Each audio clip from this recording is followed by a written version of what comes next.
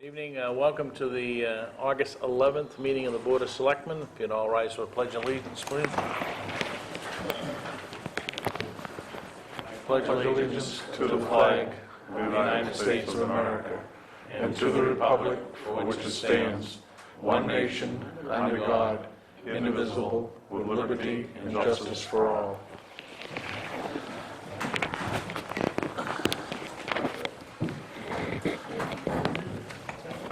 And thank everybody for coming and tuning in. Tonight is our every other month council meeting, so we'll be going through the council meeting agenda, and then we have very little business for the regular selectmen's agenda, but we will be conducting a kind of a forum after the council meeting to talk about town government structure input. The board is contemplating a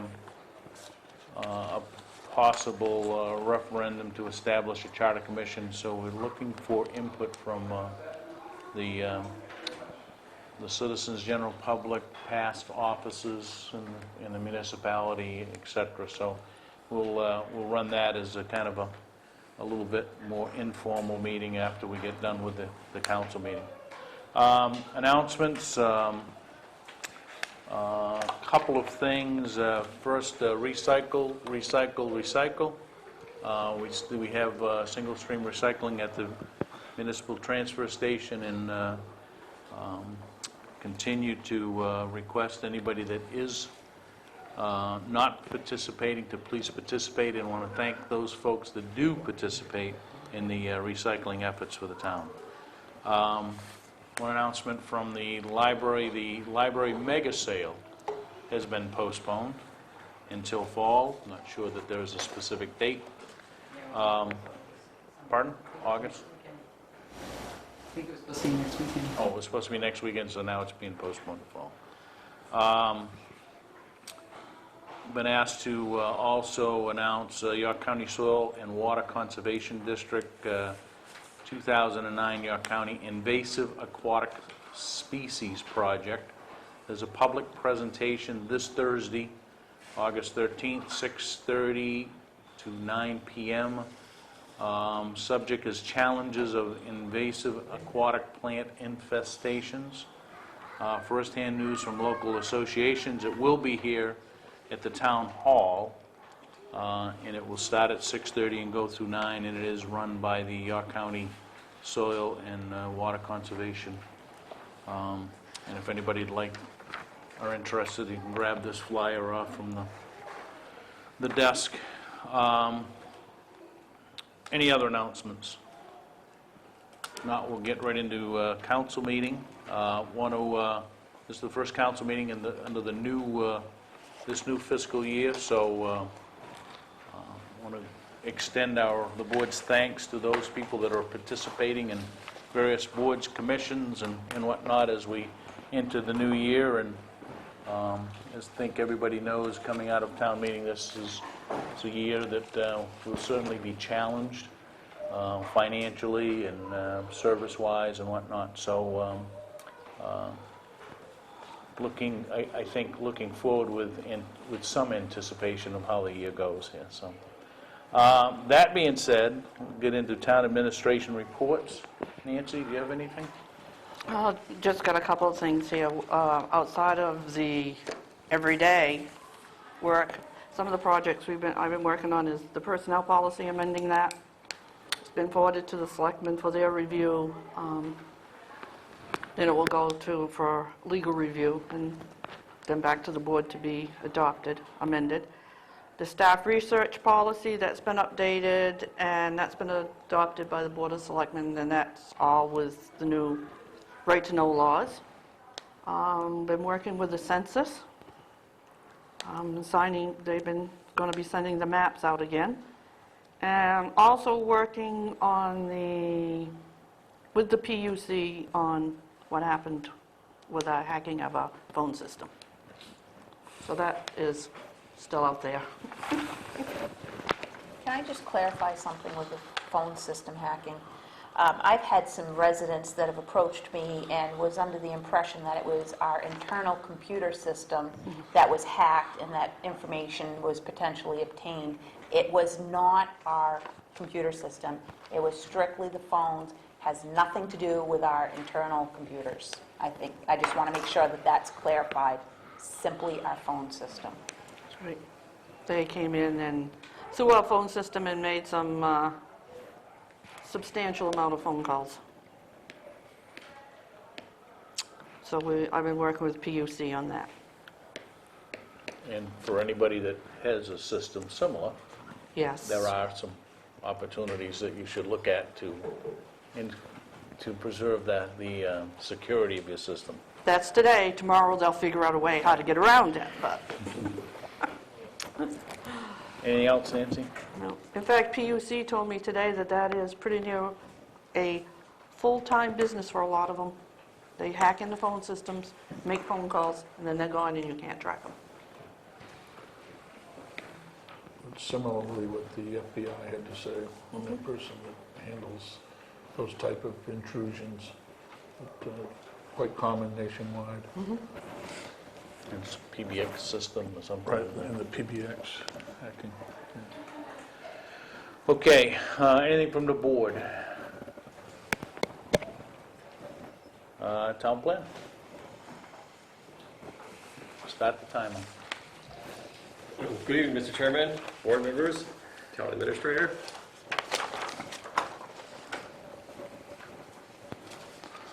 Thank you.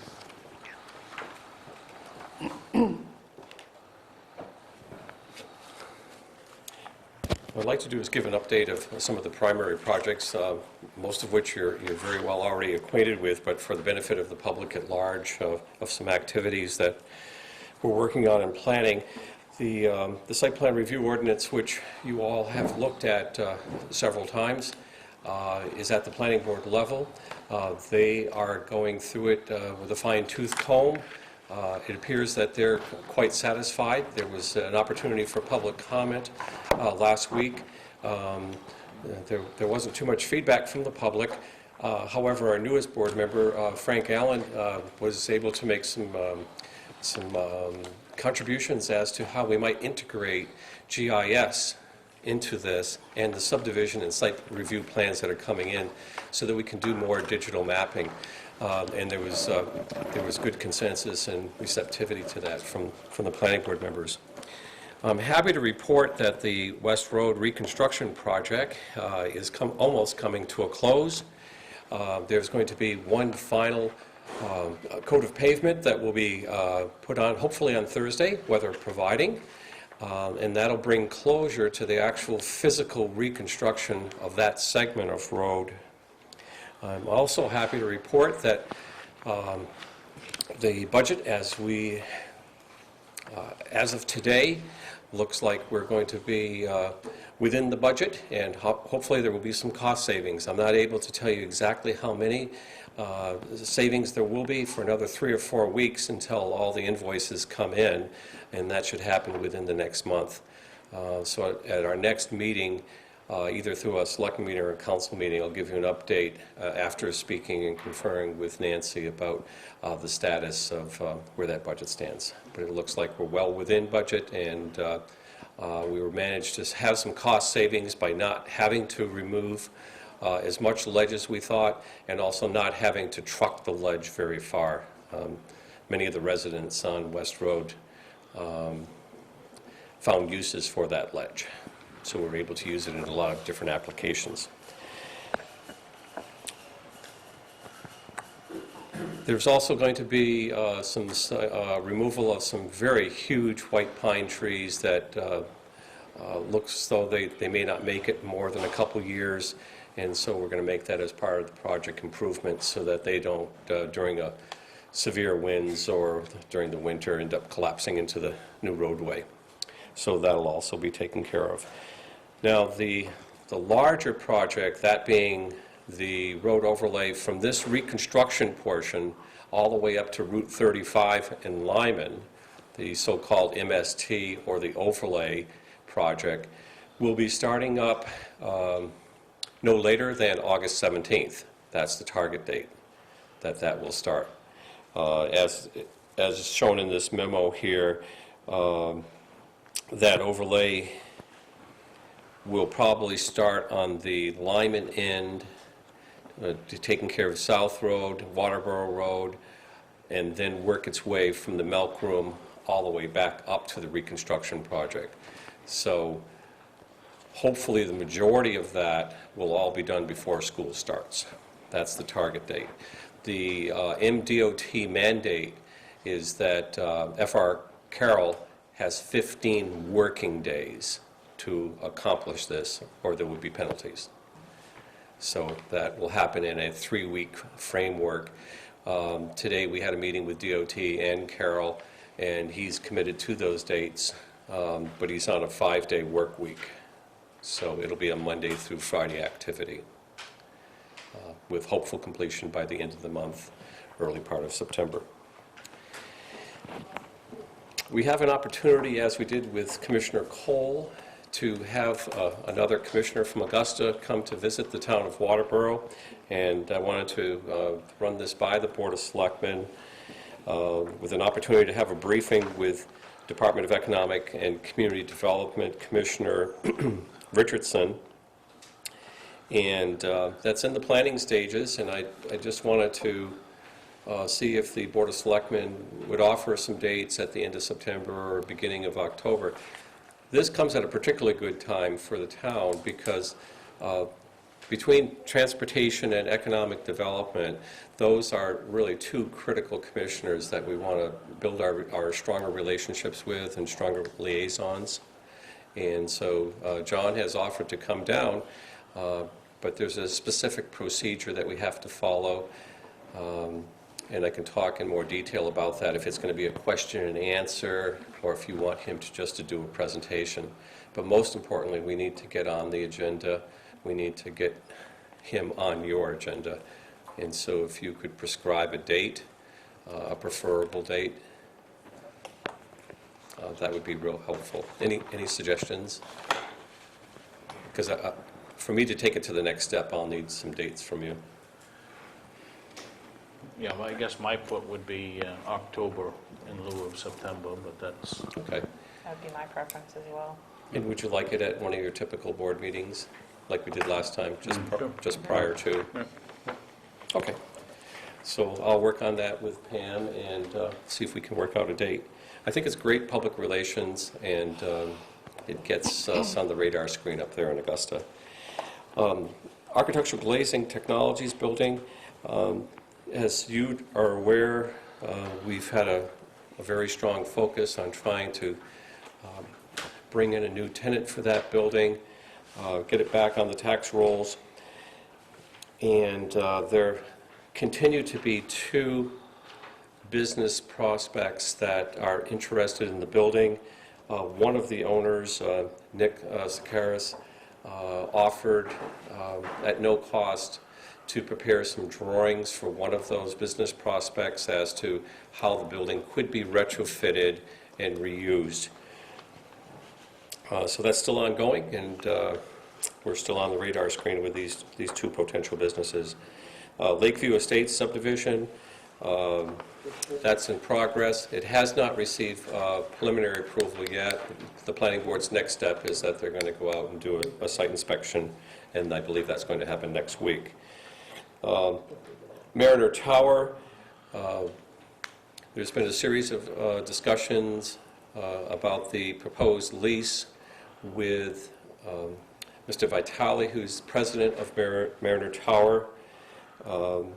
It's now at the state where the legal components of that lease are being reviewed by town council, and so that's progressing.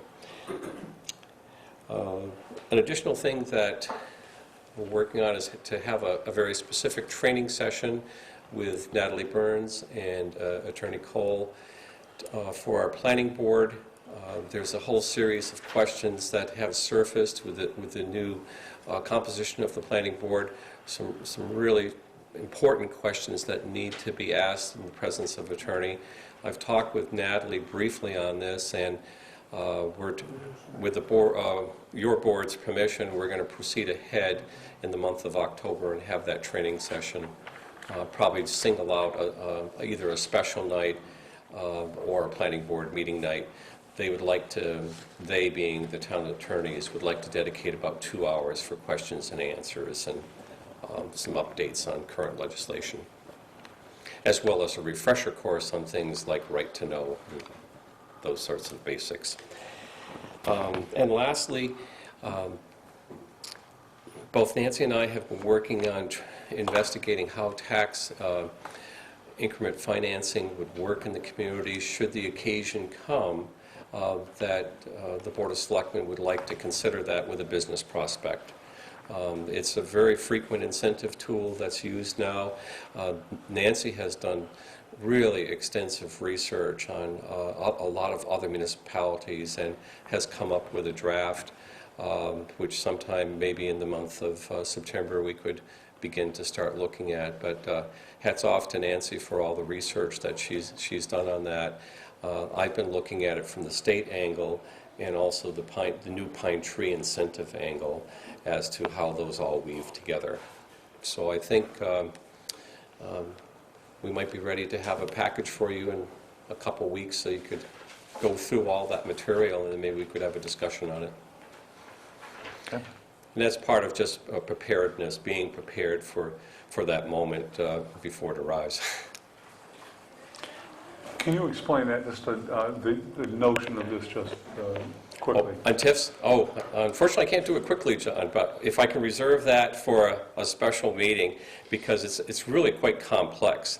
There's a whole application procedure, there's certain things that you have to comply with the state treasurer. There's a lot of details to it.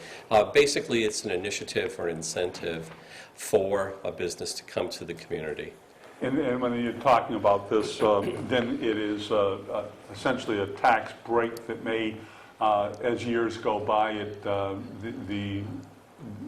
there's an initial incentive that you work out with companies as far as the amount of taxes paid, and every year it changes and increases possibly. Ergo, that incremental phasing of it. Yeah. But we'll break down all the details. Again, Nancy's prepared a checklist. There's an application format. There's certain things you have to do procedurally with the state. It's really quite complex, and I think that's why we're starting it early. I just wanted to get the basic ideas so people understood that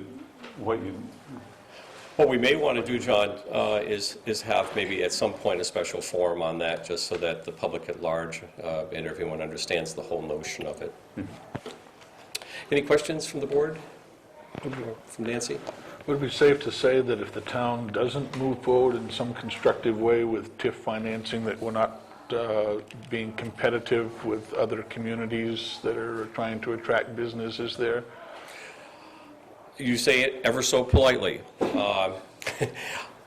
In the absence of these types of economic incentives, which virtually every community in the state or New England is giving away, without those types of incentives, it would make it difficult for us to be competitive for large-scale businesses.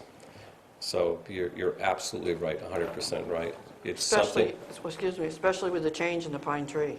Absolutely. Right. Now that pine tree is the whole state, we have no pine tree advantage, if you will. So now, and I don't want to get too specific on it, but in developing these initiatives, is it standard for all businesses that would get the same, or do you have an area in which you can negotiate with each business? It's the latter, John. Every single one is a case in itself. Okay. And so you look at the merits of what they're giving to the community, their portfolio, their security, their longevity, and their ability to stay in the community. TIFs, I'll just say in closing, TIFs aren't for those that are here for the short term. TIFs are for those that make a commitment to the community, and this is part of the town's commitment to make it attractive for them to come to the community. Yep. Okay, so each one case-by-case basis. Yep. Thanks, Tom. Okay, thank you. Town clerk, I don't know if she's got a report over on the table there or not. Tax collector, we do have, and that's just a breakdown of the taxes and lien payments and whatnot that have been received over the past couple of months. Needless to say, that has slowed somewhat since taxes are in, but still $233,000 over the last period, so.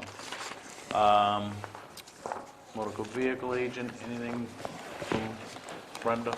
Yeah, there is a packet in Yes, here. there Oh, is. there is? Yeah, Okay. we've collected close to $100,000 in excise. Okay. Animal control, constable, and assessor, and Jerry has just a real quick, oh, okay, there's a motor vehicle, sorry. I'd like to just say, Dennis, it was motor vehicle, it looks like here for the first 2 months, or for the first month, that we're pretty much on schedule as far as excise tax for Yeah. for what we budgeted, maybe doing okay there so far. Yeah, that's certainly one of the issues, and that will be a vote in November, is the issue on excise tax. There is a referendum vote. It's about $1 million to the town of Waterboro. $100,000 in July was collected, so, just $100,000 in June, $91,006 in July, so fairly significant amount of money that goes into the municipal revenues to offset taxes. Under the assessor, a couple of things that are being worked on. Tax maps are being updated by Sebago Techniques. There's about 30 divisions, 30 splits and whatnot, and those of you that are in the room that have got a copy of this can read it, but fiscal year 2010 property valuation adjustments are being made, and then the final valuations, I think we have Jerry on next week to see if we can start to come to closure with the tax rate sooner this year than later. I'm going to probably skip around here a little bit as we go through this. Lisa, do you have another meeting? No, not Okay. this evening. Anyone from the planning board, zoning board of appeals, code office? Patty does have a note there. Probably the more significant thing is 23 permits have been issued during this time frame, including the permit for the modular classrooms at the elementary school. There's a few other things going on. She wants to remind everybody that if you are in the zoning, in the shoreland zoning, a use or, and you're doing anything disturbing land or whatnot within 100 feet of the water body, it may require a permit, and that includes any tree cutting, filling, land construction, et cetera, et cetera. Seems to be there's not a lack of activity of that nature going on around the lakes in the town, so. I think the other issue was, there seems to be some businesses moving into vacant buildings, and there's been questions relative to permits and whatnot, and I think this message is clear that she's pretty involved in what's going on, and there's no permitting process that is required for most of what's going on, so. Public Works, no road commissioner tonight. Fred's camping. He's camping? Fred's camping. Okay.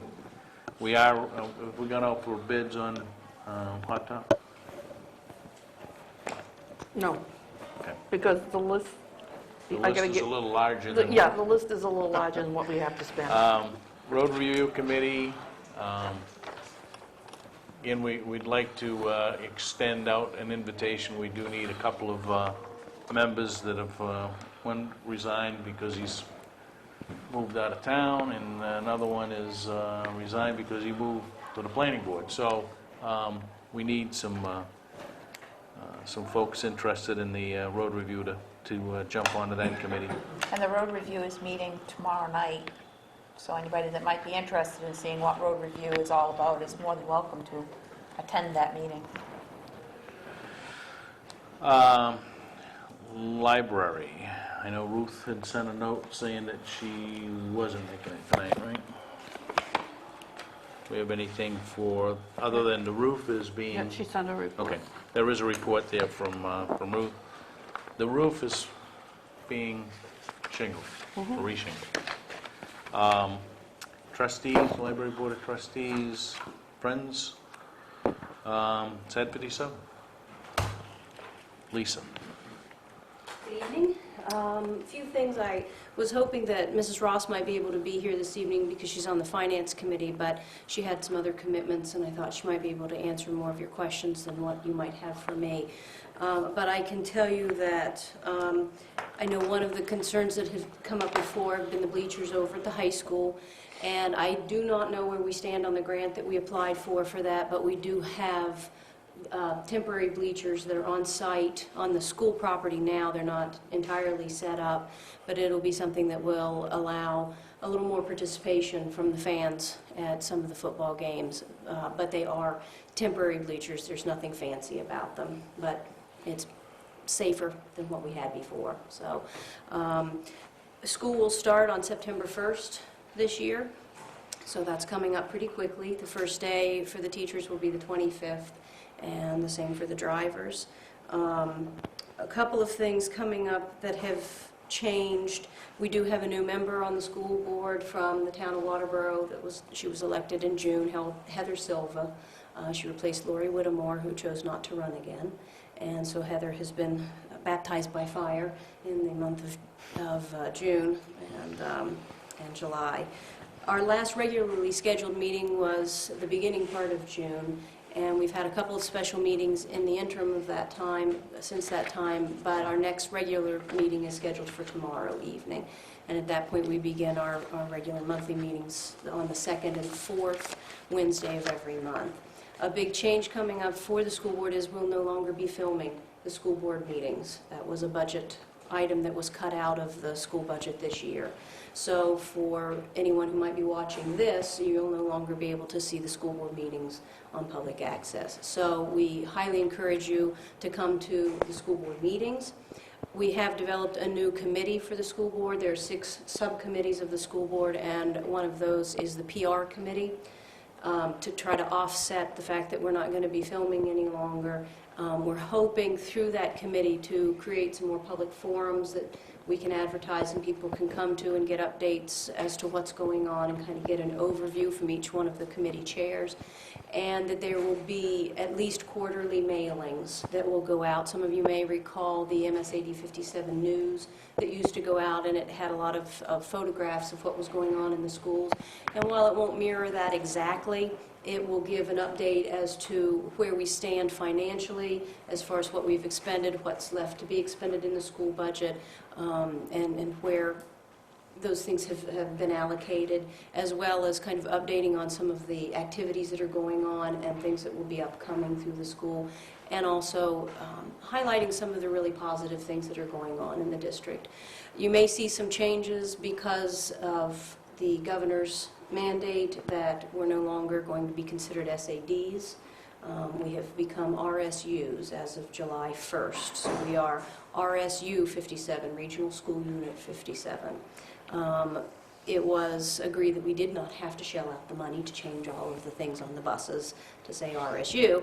And we were not initially assigned number 57, and we worked that out with the unit that was assigned number 57, and they let us have that so that we didn't have to change a lot of other things. So that's saving your tax dollars there. But so that's going to be a change. So you're not going to see things that'll say, if you're looking for school closings, it's not going to be SAD or MSAD 57 anymore. It's going to be RSU 57, and that'll change on the letterhead as well. So a thing from the policy committee, for which I am chair, that's going to change, and I don't know if you'd ever hear it at this level, is that tomorrow night, going up for a first reading, is a change in the volunteer policy for volunteers that come into the school. For some time, anybody who volunteered working as a coach, they did have to have fingerprinting done and have a Maine state background check done.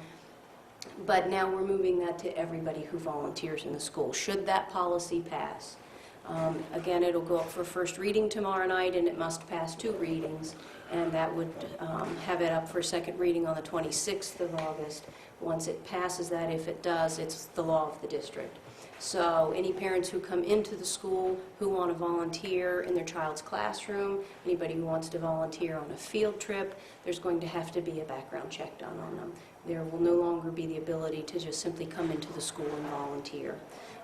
That's done primarily for the safety of the students, so that we're aware of who's in the school and that we don't have anyone who has a past that we wouldn't want coming in contact with our children readily in the schools. So I expect that to create some bit of controversy because it's a large change, and there will be I'm sure some loopholes and some tough spots we may have to get over initially, but ultimately it's done to protect the safety of the children, and it's already being done in a lot of other school districts, and we're kind of running behind on instituting that for ourselves.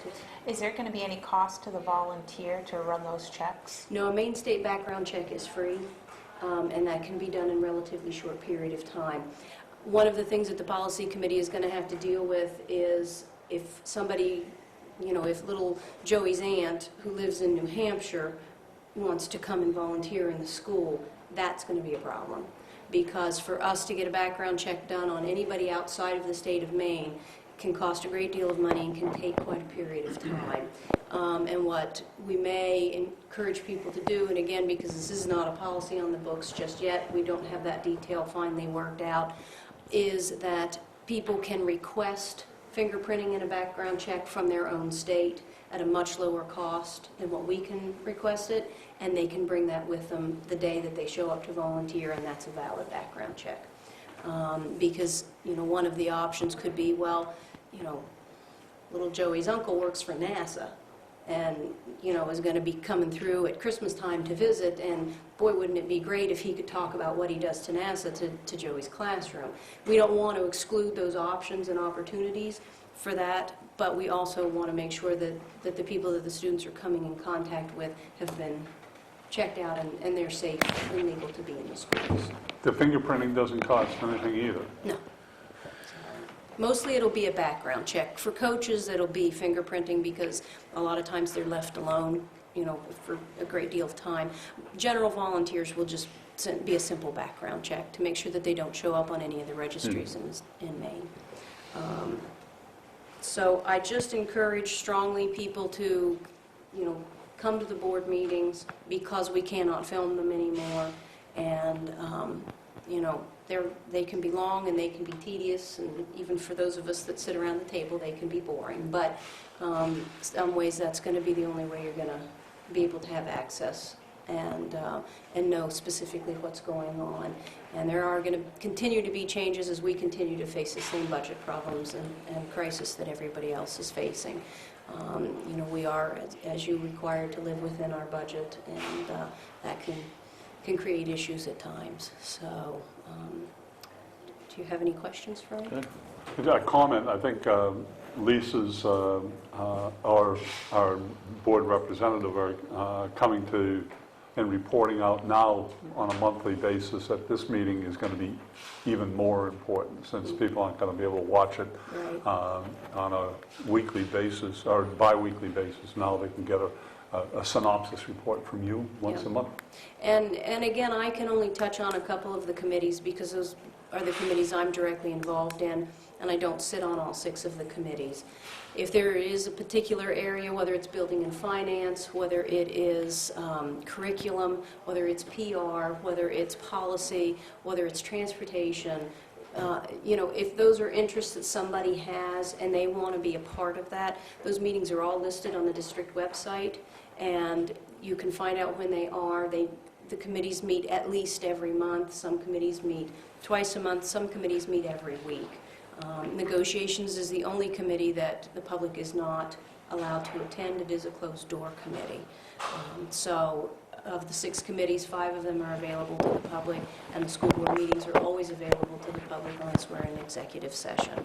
So we're trying to encourage people to come as often as you can, and we know people have busy lives and schedules, and I'll do my best to give a brief synopsis here, but I won't ever be able to cover everything because I'm just simply not,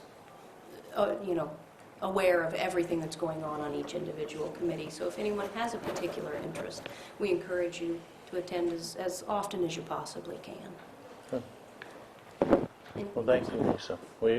And we certainly appreciate you coming to the every other month council meeting and having some input, because I think that kind of draws everybody in a little bit to, as well. So, and real interested in how successful the PR committee is going to be, because I think we could take some, we can learn some lessons from that as well.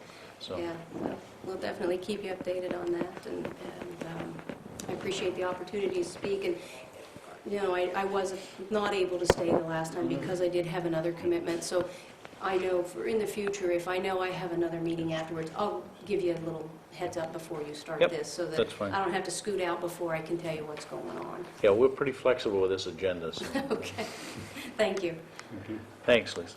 And talking about flexibility, seeing as how we don't have the Economic Development Committee on here, which is a new committee in town, I would offer, yes, Chris, you are the chair of the Economic Development I Committee. saw that I wasn't on yet. You're more than welcome to speak now. How's that? I'll bring some insignificant stuff up. You will be on in 2 weeks. So I'm I mean, not in 2 on months. now? No, you're on now. Oh, okay. I'll be put on the list, you mean? Yeah. Oh, okay. All right. I'll go over a few things that we have been working on. First and foremost, we did have a meeting with the Board of Selectmen and the Planning Board for the site plan review changes that we put forth to the Board of Selectmen, who referred those on to the Planning Board, and I believe the Planning Board is still working on those. Some other things that we are working on, we did have a meeting with the president of the banks in town, Sanford Institute for Savings, Quorum Savings Bank, and Biddeford Savings. We proposed 5 questions to them about some of the things that, as a town, we can do to help economic development in our town. At that meeting, the Board of Selectmen were invited, and some of the other key people in town were invited. And it was a pretty decent meeting. Some of the stuff they presented to us we already knew, but some of the stuff they said was definitely eye-opening, and we're working on some of those things in our meetings that we have. Some of the things going forward, first and foremost, is looking at presenting to the Board of Selectmen a few different options for signs for the gateways of the community.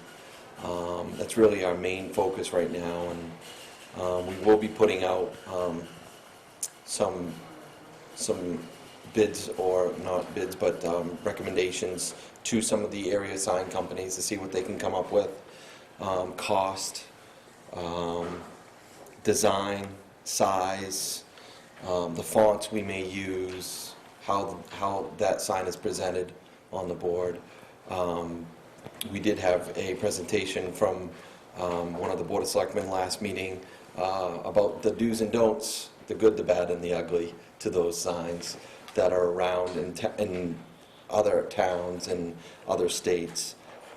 So we will be coming to the Board of Selectmen with some options for them to take a look at and see what they think, and maybe send it back to us and say, oh, we don't like any of those, and maybe we like this way. But so that will be coming up here in the near future. Basically, that's what we're doing right now. Good. Okay. Is there any questions about that? Tom is involved in your committee and I know Tammy Jo as well, so Yeah. good. Yeah. Okay. Cool. All right. Let me go quickly here. Historical Society, Taylor House, Lake Arrowhead Community. Okay. Historical or hysterical? A little of both. Depends on the day. I did get, I talked with Jim today, Jim Kyle, president, and at the open house at the Johnson Mill last Saturday, there was over 80 people that signed the guest registry, and he was sure that there was probably more people than that. I know David's been here several times promoting it, so I thought people might like to know that it went over very well. This weekend, they're doing the Art in the Barn, along with food sales, crafters, and on Sunday, the Lions Club do their English tea. And then on September 19th, we're doing a chili chowder and apple dessert contest. We're going to kind of ask people to give us donations, and then the fun part will be that their food will then be, get donations of food, and then we'll put it into a contest situation. But we figured if we just said it was a contest, a lot of people would shy away from it, but look at it as donating some food for the Historical Society to make some money off from. And then the other thing, probably the most exciting thing that we're working on right now is the acquisition of the Waterboro Grange Hall on West Road in conjunction with the Grange. Paperwork is being worked out, and hopefully within the month it will be in the hands of the Historical Society, with the Grange still being able to have access to it. Yeah, that'd be good. That's where I had my wedding reception. Good. Long time ago. I'm excited about this chili chowder. Is that all together? Chili chowder? Do you need judges for that, or?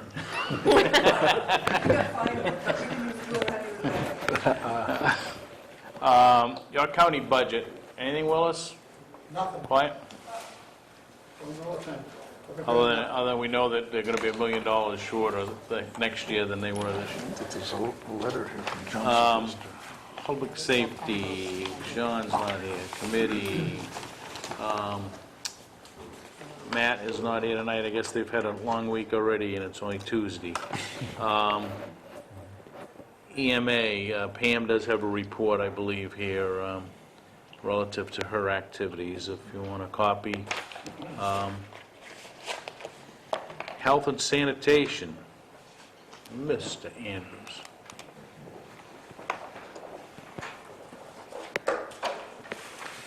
One is boring report. Saving trees? Go ahead. Okay, the report I'm going to give tonight is the 2008 and 2009 year. It's the year-end report. What it is the tonnage that we have actually shipped. We tried to compare it to last year. And first we'll do the recycling. We had 180 tons of demolition wood, which was ground and sent to the waste for energy. This is down 200 ton over the last year. And 313 tons of brush was chipped and sent to the waste for energy plant. 100 tons of metal we sold for $75 a ton, and that was sold in April. And we're selling, right now they're taking the steel that's down there, and they are paying us $100 a ton right now. So it shows you things are starting to pick up. 116 tons of cardboard was sent to Eco Maine, and that was down 61 tons from last year. 82 tons of plastic cans, 91 tons of paper, and 178 tons of single sort, which totals to 351 tons of recycling, as compared to 503 tons last year. So that's down 152 tons. Well, Third- is the cardboard additive to that? Yes, it is. Yeah. So if you add the cardboard, you get 116 ton back, right? No. Well, yes, if you add the 116 Yeah. to that, you'll get Right. 116 Okay. back. But we're still down. It's still down there. Yes. 35 tons of sheetrock was shipped, and that is down 23 tons from the year before. 145 tons of shingles, that's up 40 tons over last year. We processed 28 tons of electronic waste, TVs, monitors, and other electronic equipment. This is an increase of 6 ton, and I think a lot of that is because of the changeover in the televisions. We shipped 9,878 feet of fluorescent tubes and bulbs and 350 pounds of PCBs, mercury thermostats and thermometers. In all, the town recycled 1,386 tons of materials for the year. We recycled 1,820 gallons of oil, and that was shipped for waste oil furnaces and recycling. 2,543 tons of household waste was shipped to Maine, and that goes to produce energy. This was down 47 tons over last year. 651 tons of demolition was shipped to Planet Recycling, and that has gone down 10 ton.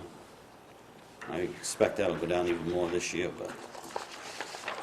And Nancy and I have been working on a newer way of saving a little bit of money. We have a contract with Maine now to send our couches, box springs, mattresses, anything that will produce electricity they can burn. And we're going to be selling that. They're going to be charging us $49 a ton, and that's at a $33 a ton savings. We've started doing that already, so that should save us around $7,000 a year. Okay? Questions? I have a question on this. You said in all, the town recycled 1,386 tons of material. How does Yeah. that compare with last year's figures for? It's down. It's down? Yeah. But the amount of waste was down also. Yes. So how do we account for that? The amount of material going through the transfer station is down from the year before. I think, With everything, if you look across the board, every town is doing the same. I think it's the economy. The economy is killing it. People aren't buying, and the packaging is not there. But if you look at, you were down, if you combine the cardboard with what we recycled, and compare it to last year, we're down 8% in tonnage, right? And you're down,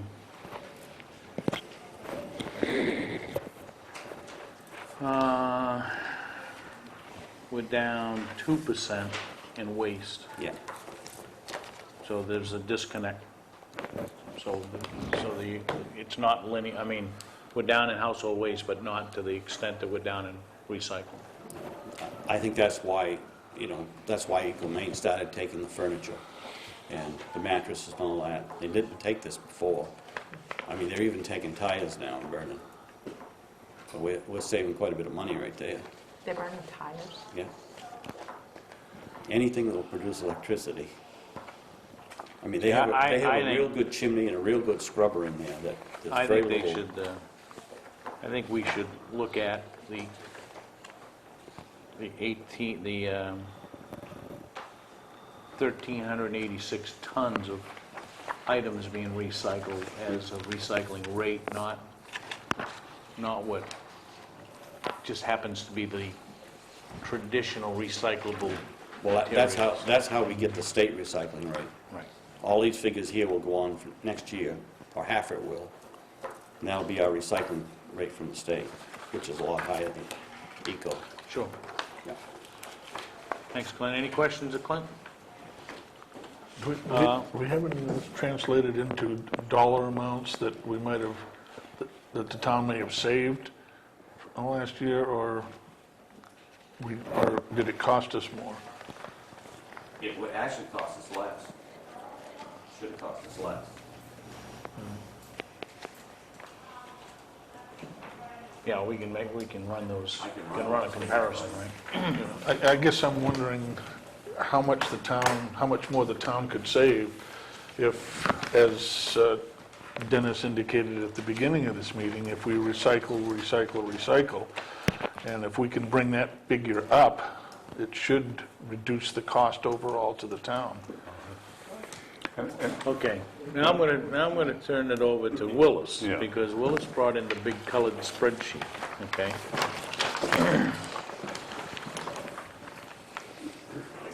After a while, getting old and decrepit. Well, I'll get to that a little bit later. First of all, I want to say that we are having planning of two meetings, one in September and one in October. On Thursday of September 10th, we're inviting the recycling committees in all the 21 towns and cities to a meeting and to talk over what's being done to save money and reduce costs. And then on October 10th, Saturday, October 10th, they're having a open house on the landfill. And you know, our landfill was about it's less than a mile away from the plant. So you see what the saving we have there. And some of you people could have had a chance to get in there on that Saturday. Would be a good idea because it's done very well. And they're going to have hot dogs and hamburgers and tonic and stuff. And it'll be a good idea. On the recycling, boy, I'm telling you, we've worked and we've worked hard. As I've already told you before, on November we went up to 20%, just a trifle over 20%. This month, the month of July, it's down to 11.35, which is about 2% less than it was in June. We're not getting what we hope to get from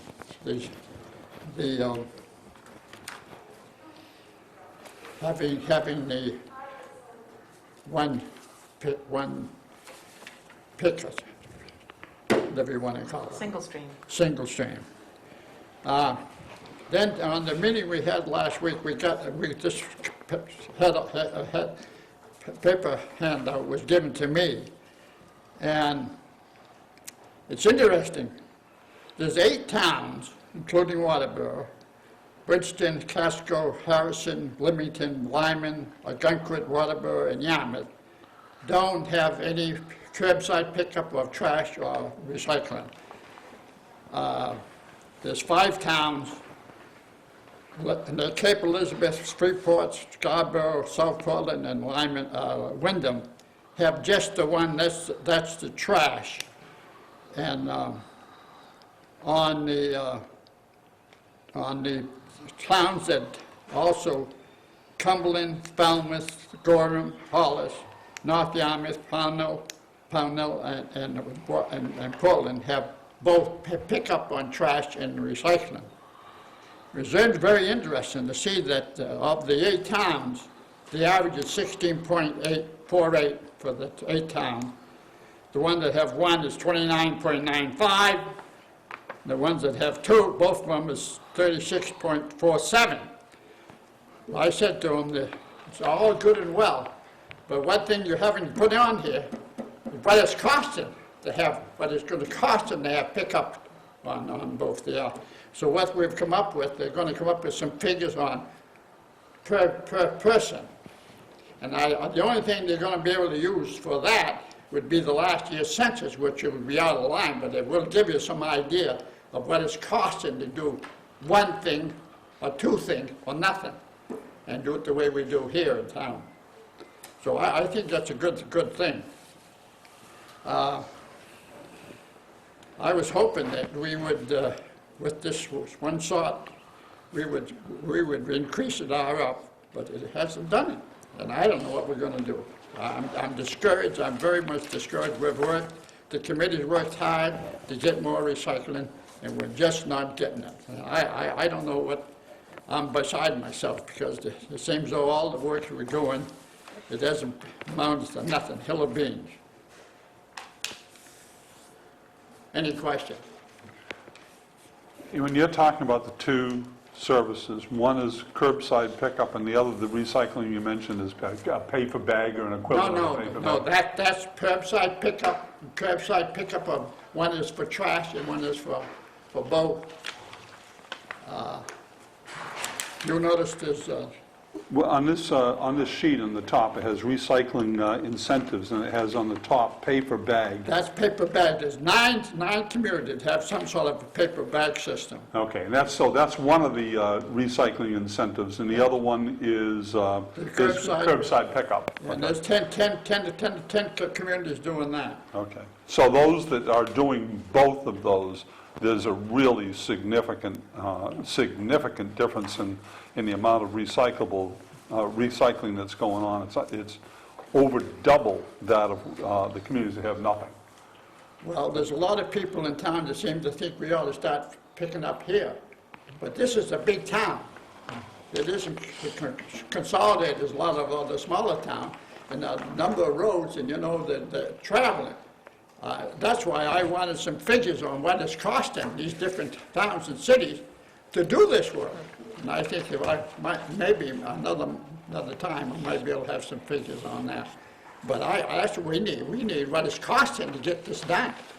You go ahead, door-to-door pickup on our trash here in this town, and then door-to-door pickup on our recycling, it's going to cost us another $250,000, at least, if not more. What's interesting is you look at Powell, and their recycling rate is 43%. They haven't started their curbside recycling yet. The only thing that they have currently is paper bag. No. Paper bag is done it. And then you look at Hollis, who has curbside recycling and mandatory recycling, and they're at 26%, as opposed to They have mandatory. Yarmouth, who's 27% and has nothing. You say Hollis has a mandatory recycling Right. law on the books. So But they're still only 26%. We ought to check on Wyndham's plan, see what Yeah, they're doing differently. Wyndham has 41%, And Pownell 43. Pownell's 43, Falmouth's 26. And I guess well, we've talked about this before, what's the cost of getting to 46% recycling? But it's, I don't know. I don't know what more, I don't know what more we can do.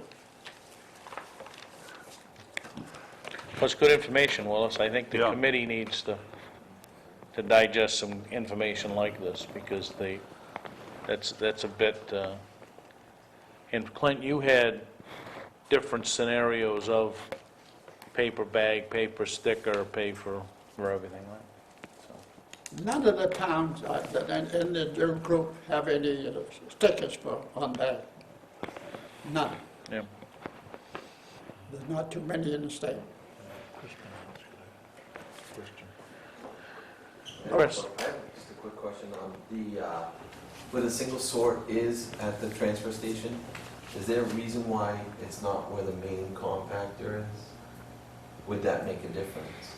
Well, Creatures of habit, I guess. I don't know. We've got still got some blue bullets out there. If they don't want to put it in the compactor, they can put it in the bullet. But we thought, everybody said, it's going to be great. Everybody's going to do it. Yeah, hell, baloney. It hasn't been done, and I don't know what we're going to do to get it done. Is that an option, I guess? Maybe, Chris, we had a plan that we were going to buy another compactor, which would be about the same size as the household waste compactor. I think that'd be a help if you get that compactor by itself out of the way, because when you get a big crowd of people, it just bodged up. I just don't think it's a big enough area there. Right, what the plan was it was going to be at the end of where all of the bins are. And then there was, we had some talk about putting a complete area away from that. All recycling would be over like to the left. Right. As you go out. And then there's some debate of, well, maybe the recycling bin has to be the first one that you hit when you go in. I think what we need And the is household have, waste is the paint last a big one. yellow spot right there, right in front of all. We have the blue one, put a big yellow spot in front of that one, draws attention. Well, we certainly have some opportunity. Yeah, let's hope we can do something. Because it seems we're not gaining what we hope to do anyway. Thanks, Will. Mike is not here tonight, Parks and Rec. Anything on Hold Home Days, Bob, other than another resounding successful? We had a real successful whole home day, and right now, I mean, we're in the works of having our last meeting after the day, and we'll have a report next time, a full report. Bob, what will happen if you don't have fireworks? You think it'll... I think it would die down if we didn't have fireworks. But I believe we have enough money left to have fireworks, but then we wouldn't have money for the rest of it. So it's either one or the other, so I don't know what's going to happen Well, at it's- our last meeting. Certainly be a challenge going through for next year's to see Sure is what's going going to to be. be. Well, they don't have fireworks down in Weston, do they? I think they might have just added them, This but, year? yeah. Because they haven't had any. No, they hadn't had them when it was just they were just trying to get that community fair going again, but I think they added them this year, but I'm not Because positive. that's what really brings the people in, is the fireworks. Buxton also has the draw of the Civil War enactment that they do every year in conjunction Right. with their Old Home Days, which that brings in a lot of folks. Maybe we should reenact something. I think the fireworks are good here. The Waterboro's gained the reputation of having, really good fireworks, Best in the area. and it draws people in. I understand the fireworks didn't last as long as they usually did. They cut out some because I guess they were having problems. Some of them went off the next day, right? So, I don't know about that one. I've heard it, a few just like you did. all right, Speed Lake Association. Don? And the dam controller. And the dam control. Yeah. I can do both. Gordon, welcome to the board. Thank you. And for those of you who don't know me in the public arena, my name is Don Holden, and I have been appointed by the Selectmen to monitor the lake level and to keep an eye on the dam and to make sure the gates get opened in the fall and closed in the spring. Just some information for you is the lake level is lowered to 4 feet 6 inches in the fall time, and it's closed in the springtime at ice out, and the lake raises to 6 foot 6. Those numbers were established back in the early 60s. What I wanted to speak to you about this evening is back about 1.5 years ago, I came to this board and said that, and gave you a report and said that we have developed a leak at the dam, and I took some pictures of that to give you folks a heads up. And as I understand, Nancy got a hold of Sebago Techniques. They went up there, they looked at it, they understood what was going on. I believe they felt, and correct me if I'm wrong, Nancy, that there are gaskets on either side of the gates that are pressed up against the concrete dam, and it very well looks like those gaskets are leaking. Nancy said that they didn't seem too concerned about it because the leak wasn't significant. You're talking probably 5 gallons a minute. But it's leaking, and anybody knows what erosion will do to you.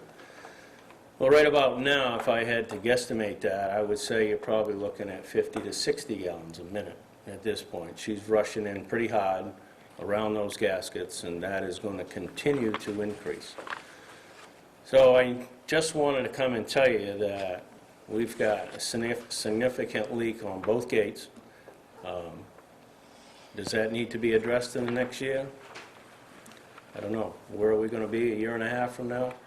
I don't know, but you should have that on your radar to understand what it's going to take to do the work. Get some kind of an estimate, I would think, and then start putting that in your go-forward plan, because at some point in time, that's going to need to be addressed. So I wanted to bring that to you. Did want to mention also that I keep an eye on the ice out dates and the ice on dates. I take that information and I send it to a gentleman, a Mr. Stewart at the University of New York. He collects that information for a whole lot of lakes all around the country. Dougie Graves did it before me, and I picked it up probably 8 or 9 years ago. And so we have data for the last 20 years. So if I said to you folks, and everybody is interested in ice out, everybody wants to know when ice out is, what was the earliest date in the last 20 years that the ice went out? Is this a test? This is a test. This is a test. The earliest date? The earliest date. And it happened in 2002 and again in 2006. End of February. March 24th is the earliest date that the lake has gone out. It's March 24th. And if I said to you, what is the latest the ice has gone out in the last 20 years? That is surprising. May. Almost. April 26th. Wow. You could do your own game show. So you're talking a span of... When was that? March, that was the year of 2001. Right about the time global warming started. Just about that time. Just about that time. Now, probably not such a significant event, but everybody does like to know when the ice comes on. And I also monitor that as to when we get a total 100% freeze across the lake, and I send that data in also. And so I will share with you that the earliest that ice has 100% froze on that lake is December 19th, 1995. And also December 19th, 07. That's the earliest that this lake has ever frozen. So if you get involved in an ice-on contest or an ice-out contest, remember this stuff. The latest that the lake ever froze. Pam? January 18th. Very close. January 25th. Wow. And that is late. That is very late. And it all depends on how much wind you got going on at the time of freeze out. So I thought I'd share that information with you, along with telling you that You should carve that on the inside of a door, closet door here or something. yeah, I should do that. Do you get the figures on the thickness of the ice during those times too? Do I have that data? I could dig it up for you if you really need it. No, I was just curious if you hear that in there. Just to let you know that we open up the gates on October 15th to start lowering the lake for the winter drawdown. And every 5 years, which happens 2000, 2005, 2010, we're going to open up the gates October 1st, and we're going to try to draw the lake down an additional foot, which is very difficult to do. I've never seen it actually happen. Mother Nature has a lot of control over that. So 2010, which is next year, we will be opening the gates on October 1st, and I will be drawing the lake down as rapidly as possible. And if Mother Nature cooperates, I should be able to get it down to that 4'6" and some additional inches. So for those people who want to do shoreline work, they need to apply for their permits next year, because there's nothing you can do within 100 feet of the lake that doesn't require a permit. So if you want to do shoreline repair to a wall, you need to get together with Patty, DEP, and get your permits. so that you can get this work done in the fall. And then as a last note, the Lake Association did in fact have their annual Lake Association meeting last Saturday, and for the first time they did it at Camp Laughing Loon,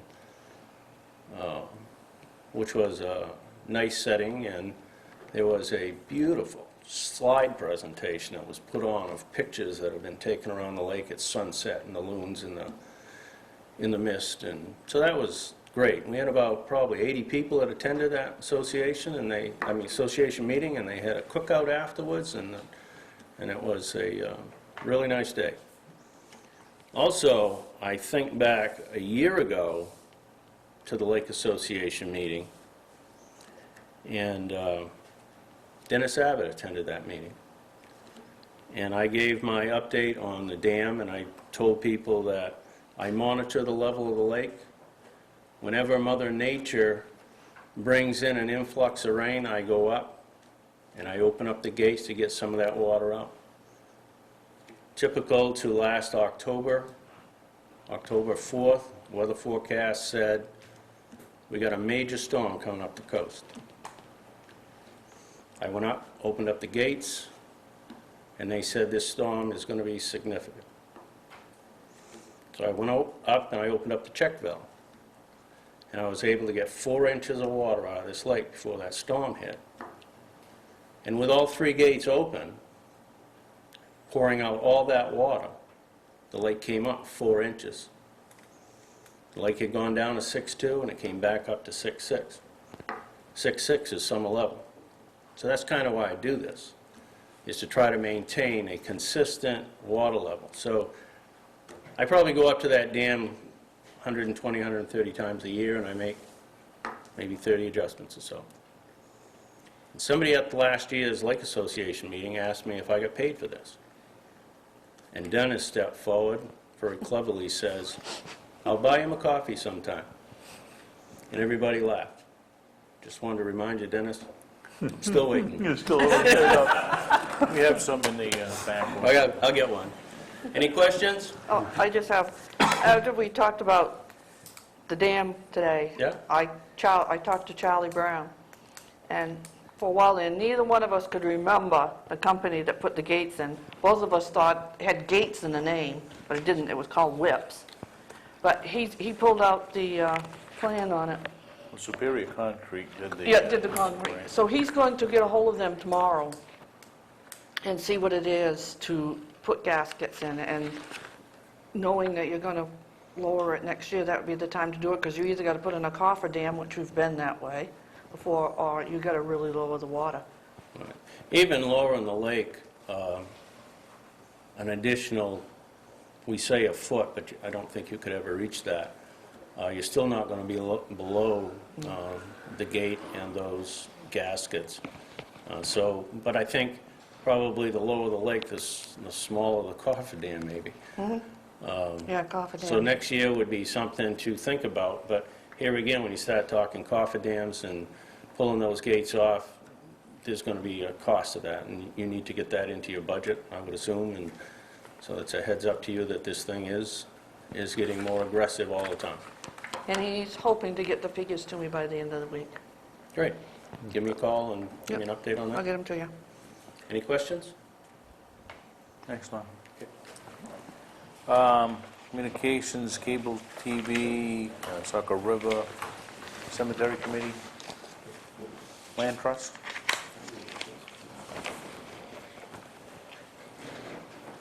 Nothing. General discussion. Tammy Jo, did you want to? Yep. We, Selectmen, received an email from Roger Maycumber. I'd just like to read it. It says, "On July 31st, I had a heart attack. My wife called 911, and within minutes, Waterboro Fire and Rescue arrived at my home. Not only did the quick response time, but the quick medical decisions made in my situation help save my life. I would just like to give a heartfelt thank you to the Waterboro Fire and Rescue. This is very personal for me because this was my dad. And we live in North Waterboro. They were there very quickly. Lisa Bennett wasn't working, but because it was a cardiac call, she responded, and those folks saved my dad's life. And I just want to thank them very much. Okay. Any other discussion?